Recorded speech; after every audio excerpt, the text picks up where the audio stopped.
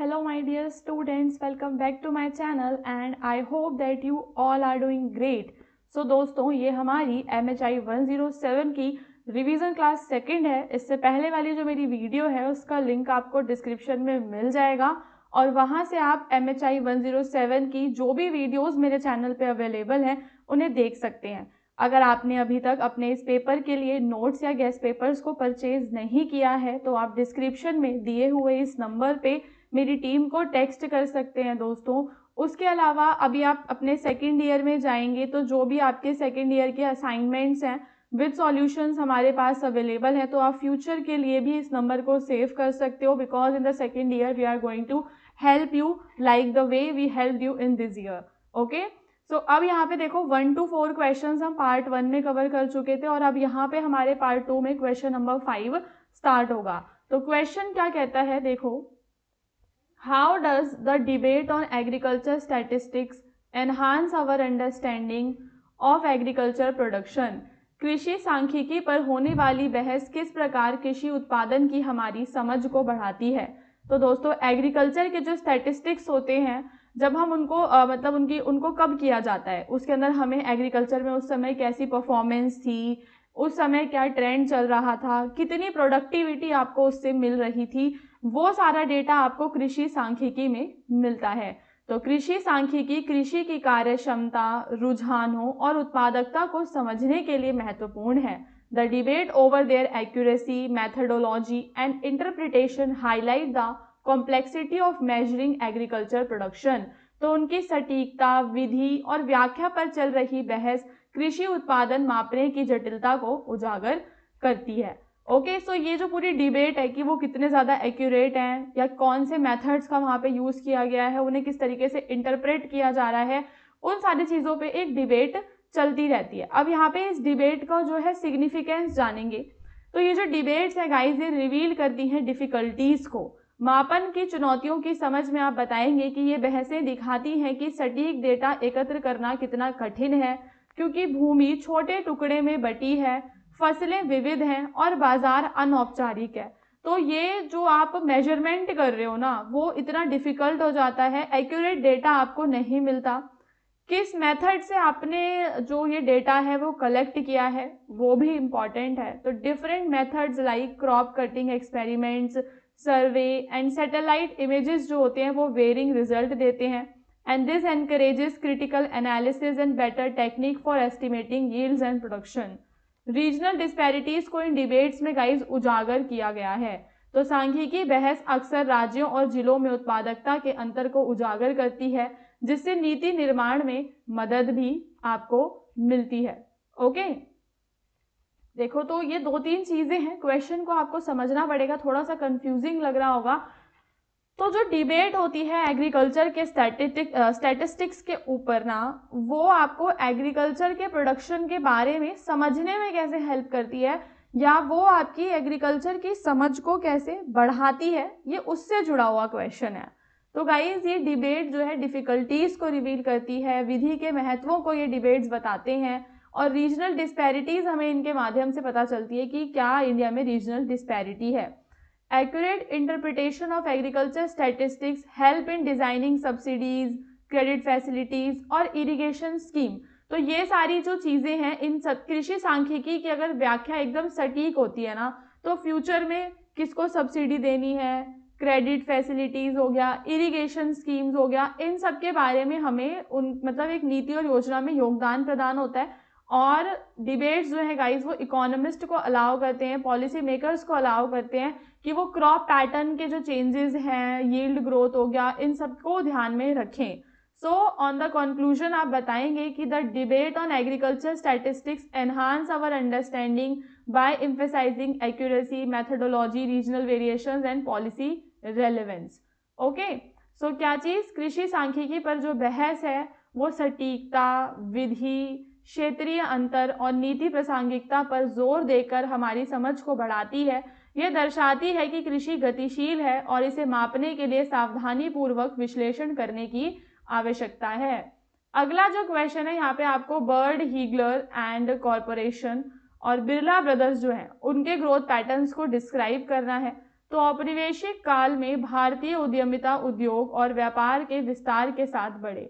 ठीक है, bird Heilgers and company और बिरला ब्रदर्स प्रमुख व्यापारी घराने के रूप में उभरे, जिन्होंने आधुनिक भारतीय उद्योग को आकार दिया। तो यहाँ पे हम बात करेंगे दो मुख्य उद्योगपति फैमिलीज की, जिसमें एक तो है आपके बर्ड हाइगलर्स एंड कंपनी और दूसरा है आपका बिरला ब्रदर, जो कि प्रोमिनेंट बिजनेस हाउसेस की तरह मॉडर्न इंडियन इंडस्ट्री में आपको देखने के लिए मिलते हैं। इनकी उत्पत्ति की बात करें तो इनका उत्पत्ति और क्षेत्र गाइस कहाँ से आता है, तो एस्टैब्लिश जो आपकी पहली वाली जो कंपनी है वो यूरोपियन ओन्ड कंपनी है and it was active in cotton jute and trading activities. ठीक है, तो बर्ड हाइगलर जो कंपनी है गाइस वो कहाँ की है, यूरोपियन ओन्ड कंपनी है और वो कॉटन जूट और ट्रेडिंग एक्टिविटीज में के लिए स्टैब्लिश हुई थी। इनिशियली वो इंपोर्ट एक्सपोर्ट ट्रेड करते थे और एजेंसी सर्विसेज को प्रोवाइड किया करते थे। ओके, सो उत्पत्ति और क्षेत्र में आप बताएंगे कि यह एक यूरोपीय स्वामित्व वाली कंपनी थी जो भारत में कपास, जूट और व्यापारिक गतिविधियों में सक्रिय थी। प्रारंभ में यह आयात निर्यात व्यापार और एजेंसी की जो सेवाएं हैं उन पर निर्भर करते थे। अगर इनका पैटर्न देखें तो इनकी ग्रोथ धीरे धीरे होती है और इनका जो फोकस है वो ट्रेडिंग नेटवर्क पे रहता है rather than large scale manufacturing. ठीक है, तो इनका गाइस फोकस किस पे था, ट्रेडिंग नेटवर्क्स पे ज़्यादा था, लार्ज स्केल मैन्युफैक्चरिंग पे नहीं था, और ये कॉलोनियल मार्केट अपॉर्चुनिटी और यूरोपियन कैपिटल पे डिपेंड रहा करते थे। वहीं जब हम बिरला ब्रदर्स की बात करते हैं तो it was founded by the Ghanshyam Das Birla and brothers, started with cotton and jute trading. ठीक है, तो इन्होंने शुरुआत कहाँ से करी थी, कॉटन और जूट के ट्रेडिंग से शुरुआत करी थी। लेटर ये एक्सपेंड हो जाते हैं मैन्युफैक्चरिंग में भी। तो घनश्याम दास बिरला और भाइयों द्वारा स्थापित प्रारंभ में कपास और जूट व्यापार किया इन्होंने, और बाद में इन्होंने अपने उत्पादन में विस्तार किया। They emphasized on the self-reliance and indigenous entrepreneurship। तो आत्मनिर्भरता और स्वदेशी उद्यमिता पर ये जोर देते हैं। ग्रोथ पैटर्न इनका काफी रैपिड और डाइवर्सिफाइड था, बिकॉज इन्होंने टेक्सटाइल, सीमेंट और फाइनेंशियल इंस्टीट्यूशंस हर जगह इन्होंने इन्वेस्ट किया। लॉन्ग टर्म इंडस्ट्रियल एक्सपेंशन पे ये जोर देते थे रेदर देन शॉर्ट टर्म। ठीक है, तो विकास इनका काफी तेजी से हुआ और विविधीकृत विकास था, और उसके अलावा लघु व्यापार लाभ के बजाय दीर्घकालिक औद्योगिक विस्तार पर इनका ध्यान था। इंडियन इंडस्ट्री में कंट्रीब्यूशन की बात करेंगे तो गाइज इन्होंने Indian owned large scale industries की शुरुआत की। ठीक है, तो उन्होंने भारतीय स्वामित्व वाले बड़े उद्योगों की नींव रखी और विदेशी पूंजी पर निर्भरता को भारत में कम किया। औद्योगिक आधुनिकरण और रोजगार सृजन में भी इन्होंने योगदान दिया। They played a important role in promoting industrial modernisation and employment generation. फिर आप इनकी तुलना करते हैं तो सिंपल सी चीज देखो कि एक कंपनी आपकी यूरोपियन है, दूसरी क्या है आपकी इंडियन, और फोकस इनका ट्रेड एंड एजेंसीज पे था, इनका मैन्युफैक्चरिंग पे ज्यादा था। इनकी डेवलपमेंट ग्रेजुअल थी बट इनकी रैपिड मतलब की डेवलपमेंट थी और एक्सपेंसिव थी, जल्दी जल्दी ये एक्सपेंड कर रहे थे। दिस इज इनका सारा जो कैपिटल आ रहा था वो यूरोपियन कैपिटल था और इनका इंडिजीनियस यानी कि इंडियन था। कंट्रीब्यूशन की बात करें तो इनकी ग्रोथ लिमिटेड थी, जबकि ये आज के समय में भी इंडियन इंडस्ट्री में बड़े पायोनियर हैं। Okay, so Bird Heilgers and company औपनिवेशिक युग के व्यापार केंद्रित विकास का प्रतीक है, जबकि बिरला ब्रदर्स स्वदेशी उद्यमिता, औद्योगिक विविधीकरण और राष्ट्र निर्माण का उदाहरण है। इसके बाद गाइस आपको अगले क्वेश्चन में एक शॉर्ट एस्से लिखना है। Right a short essay on the working condition of the pre colonial labourers. तो प्री कॉलोनियल टाइम पीरियड में जो लेबरर्स थे गाइस उनकी क्या वर्किंग कंडीशंस थी उसके ऊपर आपको एस्से लिखना है। सो pre colonial India had a largely agrarian economy. Pre colonial India की इकोनॉमी गाइस कैसी थी, अग्रेरियन थी। औपनिवेशिक पूर्व भारत की अर्थव्यवस्था मुख्यतः कृषि पर आधारित थी and labourers formed the backbone of both agriculture and craft industry. तो जो श्रमिक थे वो कृषि और शिल्प उद्योगों की रीढ़ के रूप में कार्य भी किया करते थे। समझ में आया? तो क्या थी इकोनॉमी गाइस, आपकी इकोनॉमी अग्रेरियन है, लेबरर्स कृषि में भी काम कर रहे हैं और लेबरर्स आपके क्राफ्ट इंडस्ट्रीज में भी काम कर रहे हैं। Okay, now their working conditions were determined by the social hierarchies, local customs and traditional mode of production. उनकी कार्य स्थितियां सामाजिक पदानुक्रम, स्थानीय रीति रिवाज और पारंपरिक उत्पादन तरीकों से निर्धारित होते थे।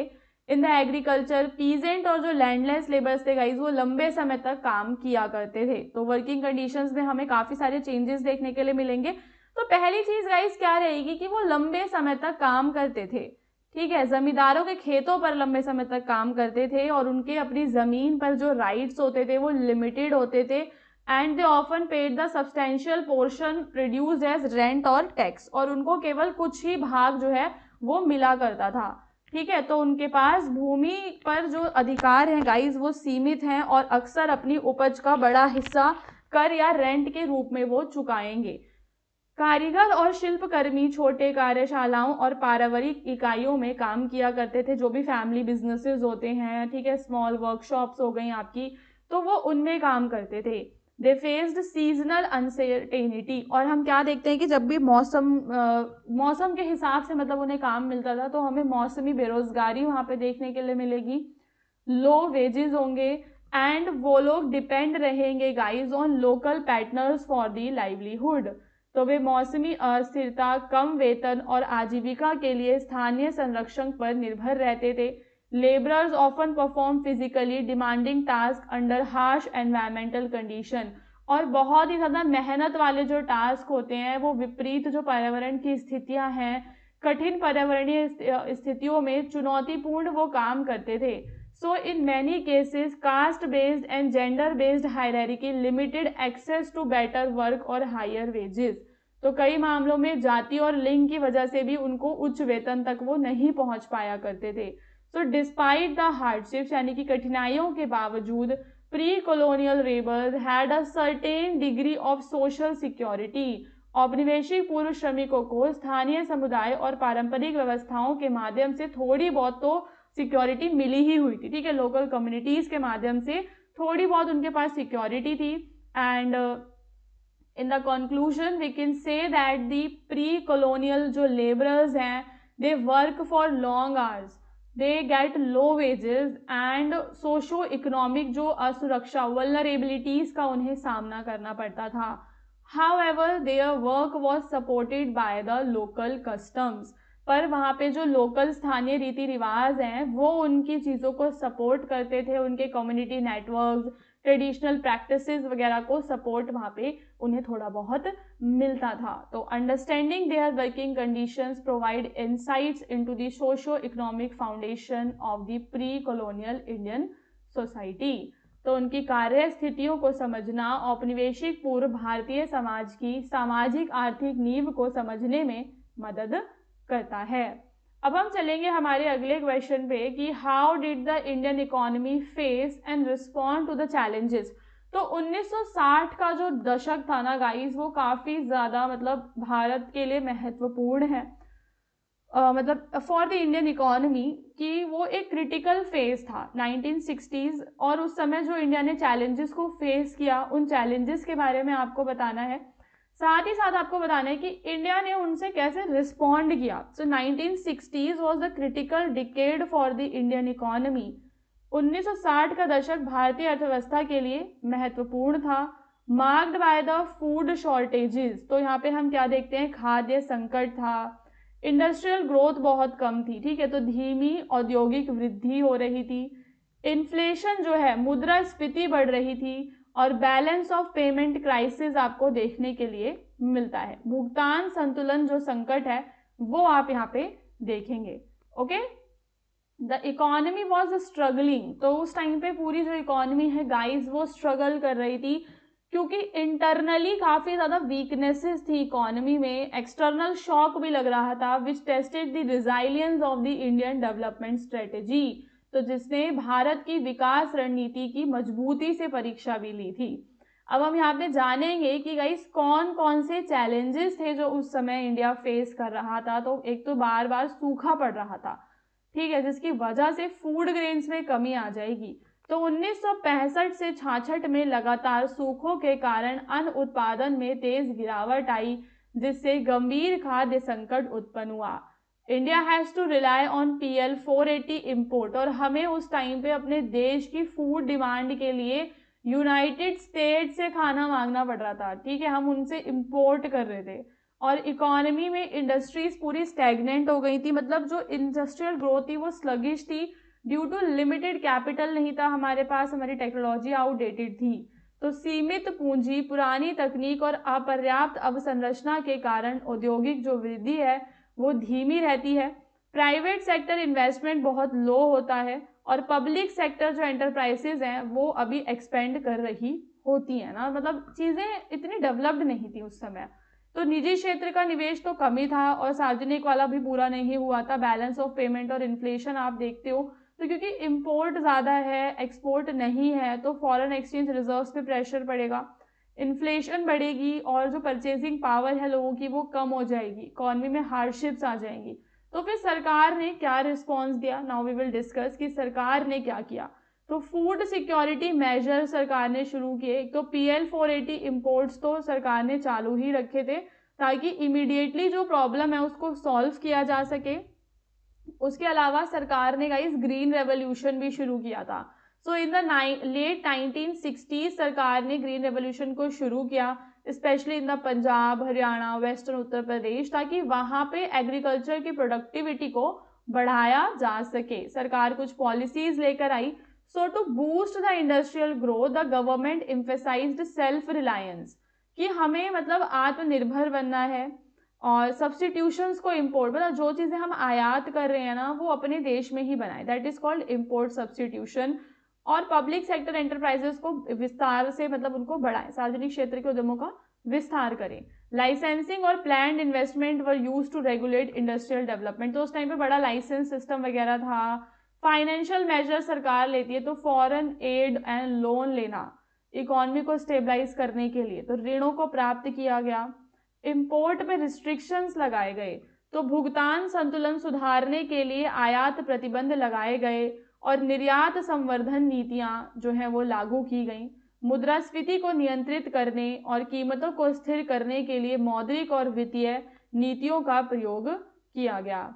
फिर आप कंक्लूजन में बताएंगे that the Indian economy of the 1960 guys, उसने कई सारे चैलेंजेस को फेस किया है, और एग्रीकल्चर हो, इंडस्ट्री हो, और गवर्नमेंट ने भी रिस्पॉन्स अच्छा दिया। गवर्नमेंट ने फॉरेन एड, पब्लिक सेक्टर को एक्सपेंड किया, इंपोर्ट कंट्रोल, ग्रीन रेवोल्यूशन, ये सब किया ताकि फ्यूचर में इकोनॉमिक ग्रोथ की जा सके। So all of the measures, इन सभी मेजर्स ने इंडिया की हेल्प की to navigate short term crisis and prepare the economy. तो जो बाद में हमारी इकोनॉमी 1970s में ट्रांसफॉर्म होती है उसके लिए एक तरीके से मतलब कि उसकी नींव यहाँ पे रखी गई थी। ओके, सो आई होप कि आपको ये क्वेश्चन समझ में आ गए होंगे। इसके बाद मैं एक और क्लास लेकर आऊँगी जो आपकी रहेगी रिवीजन क्लास 3rd, जो कि मैं नेक्स्ट वीडियो में कवर करूँगी दोस्तों। तो आपको क्या करना है कि चैनल को ज़रूर सब्सक्राइब कर लो और डिस्क्रिप्शन में आपको लिंक मिल जाएगा सारी क्लासेस का। MHI 107 की तो प्रिपरेशन आपकी यहाँ से हो जाएगी, और अगर आपने अभी तक सेकेंड ईयर में री रजिस्ट्रेशन नहीं करवाया है तो अपना रजिस्ट्रेशन करवा लो। सेकेंड ईयर के जो आपके असाइनमेंट्स हैं जो आपको सितंबर 2026 में सबमिट करने हैं वो भी आ चुके हैं। तो आप क्या करना है उसके बाद कि आपको अपने असाइनमेंट्स को बनाना शुरू कर देना है, टाइम से पहले बना लोगे तो बहुत अच्छा रहेगा। ओके, सो डिस्क्रिप्शन में जो नंबर गिवन है उस पर व्हाट्सएप पे कांटेक्ट कर सकते हो अपनी क्वारीज के लिए, जो भी नोट्स एंड गेस्ट पेपर से रिलेटेड होंगी वो सारी वहाँ पे सॉल्व हो जाएंगी। ओके।